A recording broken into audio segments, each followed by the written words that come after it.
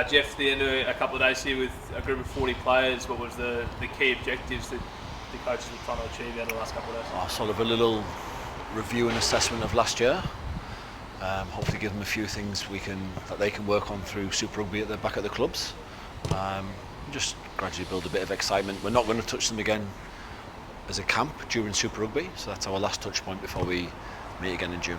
As somebody who worked in the Super Rugby system as a coach for a long time, to give them some key things now and then to not distract them during the Super Rugby season, was that part of the idea to really let them get into their work? Yeah, in a way, and obviously every club has different bye weeks during the season, so it's hard to accommodate the club's training wishes there if you have a camp during the season. And also just the things we've given them are real basic fundamentals to our game, which will be fundamental to all the club's games as well.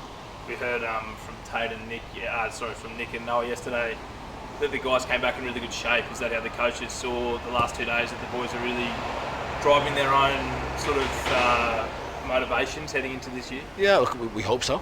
I think the danger when you come into this sort of camp is lads have had a bit of a break and you sort of drop off and start again. We don't think we did that.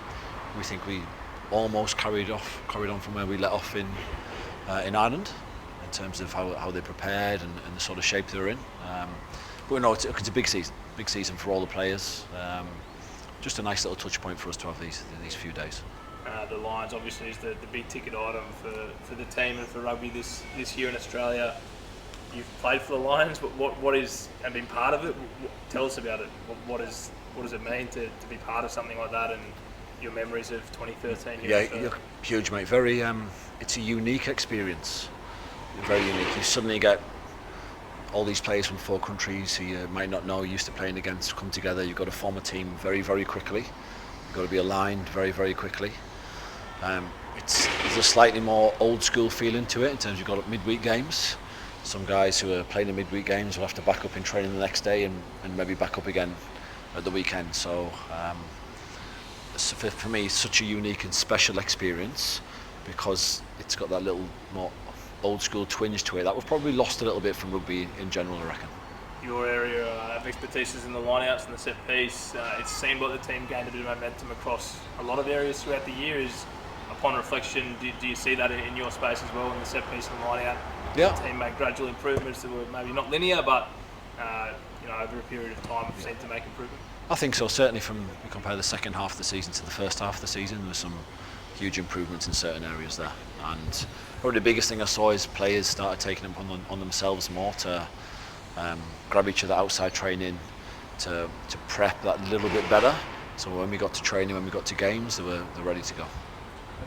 The past sort of big events like World Cups, Wallabies coaching staff potentially sort of opted to rest players through Super Season. What's your sort of opinion on that, and whether has that been talked about, just sort of ensuring these guys are fresh for this sort of July series coming up? Yeah, Joe's had conversations with all the head coaches. I think they're pretty aligned to what we want, what they want. The best thing that we want is for all the Super Rugby clubs to go well. So we're very aligned in terms of that thinking, and that conversation's already happened. Would have been around October time. That Lions tour, like now sort of having this perspective of being on the other side, like you were here in 2013, to be here sort of in part of the Wallabies coaching staff, is it a weird feeling? Is it something that's sort of sunk in yet, that you're essentially going to be sort of going up against potentially guys that you potentially played with as sort of from a coaching perspective? Yeah, okay, I don't think it's certainly not a weird feeling. It's exciting, but I think when you get in the game and you become a coach, it becomes very professional as well. You obviously have the emotional attachment to certain teams. So for me, going back to Twickenham, did I feel different that week? I don't know. But you certainly you just prepare as you would do any other team. There might, once it comes around, there might be that little bit of emotional attachment that means a bit more. I'm yet to find out.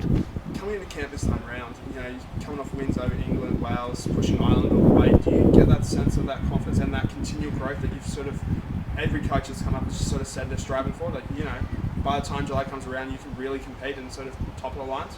Yeah, like 100%. The England game was big for us to show that we could beat what was known as one of the best teams.